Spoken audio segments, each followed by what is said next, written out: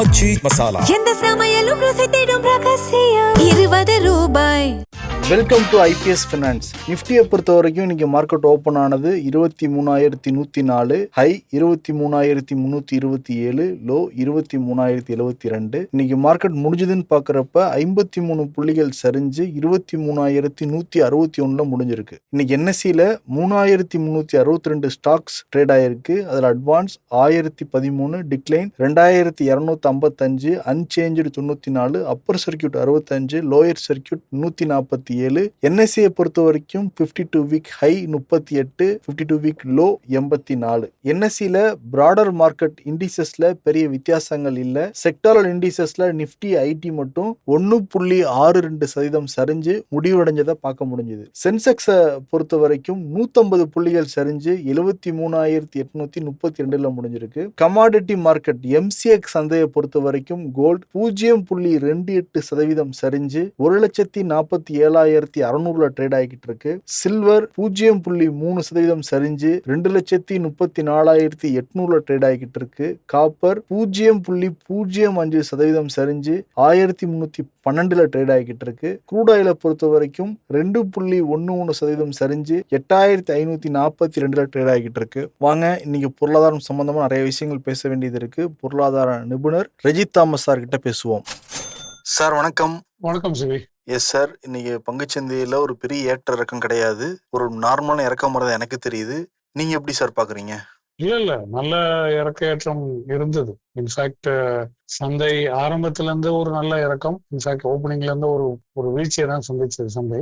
ஒரு மிட் டே, அதாவது ஒரு ஹாஃப் டேல கொஞ்சம் ஒரு ஷார்ட் கவரிங் அப்படின்றது சொல்லலாம். ஸோ அந்த மதியம் 12-1 மணி ரேஞ்சில் நம்ம வந்து பழையபடி 23,300 அந்த லெவல்லாம் டெஸ்ட் பண்ணிட்டு டுவர்ட்ஸ் தி க்ளோஸ் மறுபடியும் அந்த செல் ஆஃப் தொடர்ச்சியா வந்து எங்க ஆரம்பிச்சோமோ ஏறக்குறைய அந்த லெவல்ல வந்து முடிஞ்சிருக்கிறதாக நம்ம பார்க்கிறோம். So that is where it is 23,161 அப்படின்ற ஒரு க்ளோஸ். பட் முக்கியமாக இன்றையோட லோ பாத்தீங்கன்னா 23,072. ஸோ 2-3 நாட்களுக்கு முன்பதாக டெஸ்ட் செய்யப்பட்ட லோ வந்து 23,070. ஸோ அதன் அருகிலேயே வந்து ஒரு லோ டெஸ்ட் பண்றது, ஒருவேளை நிஃப்டி வந்து அந்த 23,000 அப்படின்ற ஒரு லெவலை டிஃபெண்ட் பண்ணக்கூடிய கேப்பபிலிட்டி இருக்குன்றது ஒரு எடுத்துக்காட்டாக நமக்கு சொல்லுகின்ற ஒரு கருத்தாக சந்தையில இருந்து ஒரு செய்தியை நம்ம எடுத்துக்கொள்ளலாம். அதே சமயத்துல 23,300-400 ஆட்டோமேட்டிக்கா அது ரேஞ்ச் பவுண்ட், அந்த ரேஞ்ச் வந்த உடனே ஒரு ப்ராஃபிட் டேக்கிங் இல்ல ஒரு செல் டவுன் நடக்கிறத பார்க்கணும். ஸோ ஆக்சுவலா it is a good market. ஒரு ட்ரேடர்ஸ் மார்க்கெட்டுக்கு ரொம்ப சூப்பரான ஒரு மார்க்கெட்ன்றதை நான் சொல்லுவேன்.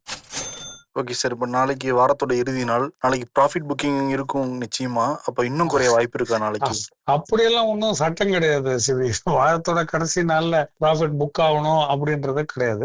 பொதுவா வெள்ளிக்கிழமை அன்று அன்சர்டனிட்டி இருக்கும்போது, அதாவது இந்த போருடைய போக்கு வந்து எப்படி இருக்க போகுதுன்றது நமக்கு தெரியாது. ஏன்னா பொதுவாக ட்ரம்போடைய ஒரு பேட்டர்ன் என்னன்னா, இந்த வெள்ளி சனி ஞாயிறுல தான் ஏதோ ஒன்று செய்வார். முக்கியமா ஞாயிறு கூட இல்ல, வெள்ளி சனி அப்படின்றதுதான் அடிக்கடி நமக்கு வந்து இந்த நிகழ்வுகள் இல்ல வாயிலிருந்து வர வார்த்தைகள், தவறான மிஸ்லீடிங் ஸ்டேட்மெண்ட்ஸ் எல்லாமே அந்த ஃப்ரைடே சாட்டர்டே தான் நமக்கு வெளியிடுவோம். ஸோ வெளியிடும் அந்த நேரத்துல சந்தைக்கு வந்து நம்மளால எந்த விதமான ஒரு ஆக்ஷன் எடுக்க முடியாது. ஏன்னா அந்த டைம்ல செயல்படக்கூடிய ஒரே மார்க்கெட் வந்து யூஎஸ் மார்க்கெட் தான். ஏன்னா அந்த லேட் மற்ற சந்தைகள்லாம் அந்நேரம் மூடப்பட்டிருக்கும். பட் இந்த மார்க்கெட் தான் கடைசியா மூடுகின்ற ஒரு சந்தையாக இருக்கிறதுனால அவர் பேசுகின்ற அந்த காமெண்ட்ஸுக்கு வந்து இவங்க ரியாக்ட் பண்ணக்கூடிய ஒரு பாசிபிலிட்டி இருக்கிறது. ஸோ அந்த அன்சர்டனிட்டி இருக்கும் பட்சத்தில் கொஞ்சம் லைட்டா இருக்கலாமே. வீக்கெண்ட்ல வந்து நமக்கு ஸ்ட்ரெஸ் வேண்டாம். ஒருவேளை இவர் பேசி இல்ல போர் வந்து அதிகரித்தாலோ, நம்ம வந்து இவர் பேசி ஏதோ ஒன்று உண்டு பண்ணாலும் இந்த பாதிப்பை வந்து நம்ம சஃபர் ஆகக்கூடாது அப்படின்ற ஒரு எண்ணத்துலதான் சமீபத்துல பிப்ரவரி, மார்ச், ஏப்ரல், மே இந்த மாதங்கள் எல்லாமே இந்த ஃப்ரைடே வந்து ஒரு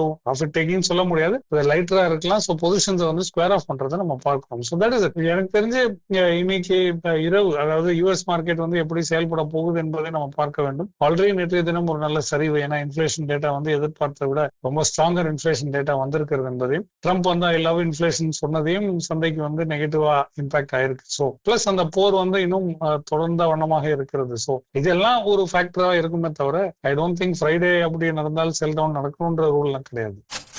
இந்த போர் கொஞ்சம் பதட்டமா தான் போய்கிட்டு இருக்கு. ஆமா, இப்ப இந்த ஸ்ட்ரெய்ட் ஆஃப் ஹார்மோஸையும் நாங்க பர்மனண்டா மூடி வைக்கிறோங்கிற மாதிரி ஈரான் ராணுவமும் சொல்லியிருக்காங்க. ஆமா, இப்ப டென்ஷனா இருக்கிற சூழல்ல இது பங்குச்சந்தையில எப்படி சார் ரியாக்ட் ஆகும்? இப்போ ஈரான் ஃபாரின் மினிஸ்ட்ரி கடைசியா வெளியிட்ட ஒரு செய்தி என்னன்னா, இந்த யுஎஸ் வந்து இந்த சீஸ்ஃபயர், அதாவது தற்காலிகமாக நிறுத்தப்பட்ட இந்த மூவ் வந்து இது வந்து ஒரு அர்த்தமே இல்லாம பண்ணியிருக்காங்க. ஏன்னா அவங்களே வந்து ஒரு அட்டாக் பண்றாங்க, அதுக்கு பதிலா நம்ம பண்ணும்பொழுது அது நம்ம மேல தாக்குதலா வருது. ஸோ இந்த தற்காலிகமான போர் நிறுத்தம் வந்து ஒரு அர்த்தமே இல்லாம போயிடுச்சுன்றது அவங்களோட பேச்சு. இவர் வந்து சரி இது வந்து இதோட முடியாது, நாங்க வந்து பாடம் கற்பிக்காம நாங்க விடுறது இல்லைன்னு இவரும் பேசிட்டு இருக்காரு. ஆனா அதே மூச்சுல கொஞ்ச நேரத்துக்கு அப்புறம் அவரும் பேசுவாரு, நான் இல்ல கூடிய சீக்கிரம் நம்ம விரைவில் பேச்சுவார்த்தைகள் தொடர்ந்து இருக்கிறது, இது வந்து ஒரு முடிவுக்கு நம்ம கொண்டு வந்துருவோம் அப்படின்றத அவரும் பேசிட்டு இருக்காரு. பட் ஓவரால் ஐ திங்க் இந்த ஒரு அன்சர்டனிட்டி வந்து சந்தைக்கு வந்து நெகட்டிவ் தான் சிபி.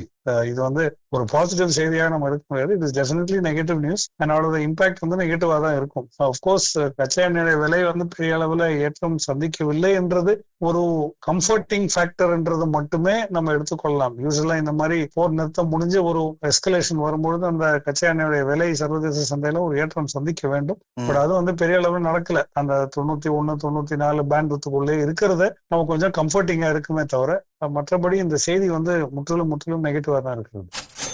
இந்த சூழல்ல முதலீட்டாளர்கள் என்னென்ன சார் பண்ணணும்? அவங்க இது வரைக்கும் செஞ்சு இது 3 மாசத்துக்குள்ள அவங்க இந்த பாடத்தை கற்றுக்கொண்டிருப்பார்கள் நான் நினைக்கிறேன். ஏன்னா பொதுவாகவே அந்த 3-4 மாதமாக நம்ம ஒரு குறிப்பிட்ட ரேஞ்சுக்குள்ளதான் இருக்கிறோம். அந்த ரேஞ்சை விட்டு எங்கேயும் நம்ம வெளியேறவும் இல்லை, இந்த ரேஞ்சை தாண்டி கீழே குறைவாக சந்தை சென்றவும் இல்லை. ஸோ இது ஐடியல் ஃபார் அந்த ஒரு ரேஞ்ச் ட்ரேடிங் மார்க்கெட்டுக்கு இது இன்னும் அப்படியேதான் செயல்பட்டு வருகிறது என்பதும் அதுவும் நமக்கு ஒரு கம்ஃபர்டிங் ஃபேக்டர் தான் இருக்கிறது. சரி, so let us also add that. So it is a traders market. என்னை பொறுத்த வரைக்கும் ஒரு ட்ரேடிங்கான அருமையான மார்க்கெட். பிளஸ் நீண்ட கால அடிப்படையில நம்ம எடுக்கிற இந்த ஒரு ஸ்டாக் பிக் பண்ணோம் அப்படின்னு நம்ம நினைச்சோம்னா ஐ திங்க் இன்னும் அது அந்த ஃபுல் ஃபிளெஜ்டா ஸ்டாக் பிக் பண்ணக்கூடிய ஒரு கேப்பபிலிட்டி இல்ல ஒரு தைரியம் வந்து அந்த அசெட் தைரியம் என்று சொல்லுவோமே அது வந்து நமக்கு இன்னும் கை கூடவில்லை. ஏன்னா அந்த அன்சர்டனிட்டி இன்னும் தகதகன்னு சந்தையில இருக்கிறது. ஸோ அப்படி இருக்கும் பட்சத்தில் பெரிய அளவில் டெலிவரிஸ் இருக்கக்கூடிய ஒரு சந்தை கிடையாது. Short term very short term deliveries அல்லது ட்ரேடிங்கான, அதாவது சப்போர்ட் ரெசிஸ்டன்ஸ் அறிந்து தெரிந்து அதுக்குள்ளாக ட்ரேட் செய்யக்கூடிய ஒரு சந்தையா தான் இது எடுக்கணும். அப்படிதான் இது கையாள வேண்டும் என்பதுதான் என்னுடைய பார்வையில இந்த சந்தைக்கு கொடுக்கக்கூடிய ஒரு ரெமெடியாக இருக்கு. அமெரிக்காவோட இன்ஃபிளேஷன் டேட்டா வெளியே இருக்குன்னு சொன்னீங்கல்ல சார், எவ்வளவு தூரம் சார் அமெரிக்கா இன்ஃபிளேஷன்ல எஃபெக்ட் ஆயிருக்கு? 4.9%. So that is very high. இது வரைக்கும் இவ்வளவு காணாத ஒரு லெவலுக்கு வந்து இந்த இன்ஃபிளேஷன் டேட்டா வந்திருக்கிறதாக நம்ம சொல்லலாம். ஸோ 4.9% வந்து ரொம்ப அதிகரித்து இருக்கிறது. ஐ திங்க் ஓரிரு நாட்களுக்கு முன்பதாக சிபி இந்த நிகழ்ச்சியில் நம்ம பேசியிருந்தோம். ஆஸ்திரேலியா எல்னினோ பேசணும், சைனாவுடைய ப்ரொடியூசர் பிரைஸ் இண்டெக்ஸ், அதாவது அவங்களுடைய இன்ஃபிளேஷன் டேட்டா வந்து எதிர்பார்த்ததை விட அதிகமா இருக்கிறது அப்படின்னு சொன்னோம். ஸோ நீங்க கூட கேட்டீங்க இந்த தாக்கம் எப்போ நம்ம உணர்வோம் அப்படின்றது. இப்போ நம்மளை தாண்டி யூஎஸ் சைட்ல இருந்து உணர்வுகள், அந்த உணர்ச்சிகள் வந்து நம்மளை நோக்கி பாய்ஞ்சு கொண்டிருக்கிறது என்பது நம்ம தெரிஞ்சு கொள்ள வேண்டும். இந்த ஈஸ்ட் சைட்ல இருந்து சைனா ஆஸ்திரேலியாவோட இன்ஃபிளேஷன் டேட்டா, வெஸ்ட் சைட்ல இருந்து யூஎஸ் ஓட இன்ஃபிளேஷன் டேட்டா மிகவும் அதிகமாக 4.9% என்பது மிக அதிகமாக இருக்கக்கூடிய ஒரு லெவலாக அவங்களுக்கு அது இருக்கிறது. நமக்கு வந்து 4.9 ஒன்றும் பிரச்சனை கிடையாது. ஏன்னா அது வந்து நம்ம சும்மா அப்படி லெஃப்ட் ஹேண்ட்ல டீல் பண்ணிடுவோம். பட் அவங்களுக்கு வந்து அந்த 4.9 ரொம்ப அதிகமான லெவல். ஸோ அது வந்து அவருடைய மிட் டேர்ம் எலெக்ஷன்ஸுக்கே வந்து ஒரு பாதிப்பா இருக்கக்கூடும். ஏன்னா பிரைசஸ் வந்து அவ்வளவு தூரம் உயர்ந்திருக்கு என்பது it is impacting the market. So that is a very high and lot of it இந்த க்ரூட் பிரச்சனைனால, இந்த போரின் காரணமாக வந்திருக்கக்கூடிய அந்த ஒரு பணவீக்கமா தான் இருக்கிறது. இப்ப நமக்கு எவ்வளவு சார் இன்ஃபிளேஷன் அதிகமா வாய்ப்பு இருக்கு? சுமார் கெஸ் தான் சார். இல்ல இது கெஸ் ஒர்க்குக்கான ஒரு நம்பரே கிடையாது. நமக்கு வந்து இப்போ வந்து எனக்கு தெரிஞ்சு அட்லீஸ்ட் ஒரு 5.1% இருக்கக்கூடும் என்பது என்னோட எதிர்பார்ப்பு. இது வந்து ஒரு டிஃபென்சிவ் சைட்ல இருந்து நான் பேசுறேன். பட் இப்ப இருக்கக்கூடிய அந்த பெட்ரோல் டீசல் விலை ஏற்றம், எல்பிஜியோட விலை ஏற்றம், இது எல்லாமே வந்து பொருளாதாரத்துக்குள் நுழையும் போது ஐ திங்க் அந்த 6% ரேஞ்சில் வந்து வர வாய்ப்புகள் இருக்கிறது அப்படின்பதையும் இல்ல அதையும் தாண்டி செல்லுகின்ற ஒரு வாய்ப்பு டெஃபினட்டாக சந்தை இருக்கிறது. சிம்பிள் சிபி, நம்ம வந்து இது யார் வேணாலும் ஒரு மனக்கணக்கில வைத்து சொல்லலாம். எஃப்டி இன்ட்ரெஸ்ட் ரேட் எவ்வளவுன்னு பாருங்க. அரசாங்கம் வந்து இன்னும் அந்த இன்ட்ரெஸ்ட் ரேட் ஏற்றவில்லை. ஆனா திடீரென்று எஃப்சிஎன்ஆர் ரேட்ஸ், அதாவது வெளிநாட்டிலிருந்து வரக்கூடிய அந்த ஃபாரின் எக்ஸ்சேஞ்ச் டெபாசிட் ரேட்ஸ் வந்து திடீர்னு 7% வரைக்கும் கொடுக்கின்ற டெபாசிட்ஸுக்கான வங்கிகள் வந்து இப்போதைக்கு அந்த ஆர்பிஐ ரீசெண்டா செஞ்சிருக்கக்கூடிய அந்த மாற்றங்கள் அடிப்படையில் நடக்கிறது. So if you are going to pay higher for foreign exchange deposits, it means that inflation is already built in. அது வந்து இன்னும் நம்ம டிக்ளேர் பண்ணவில்லை என்றதுதான் அது புரிஞ்சு கொள்ள வேண்டும். Fine sir. ஆக்சுவலி டீடைலா பல விஷயங்கள் வந்து பகிர்ந்துகிட்டீங்க சார். ரொம்ப நன்றி சார். நாளை பேசுவோம் சார். தேங்க்யூ சிவி. Thank you sir. எந்த சமையலும் ருசி தேடும் ரகசியம் 20 ரூபாய்.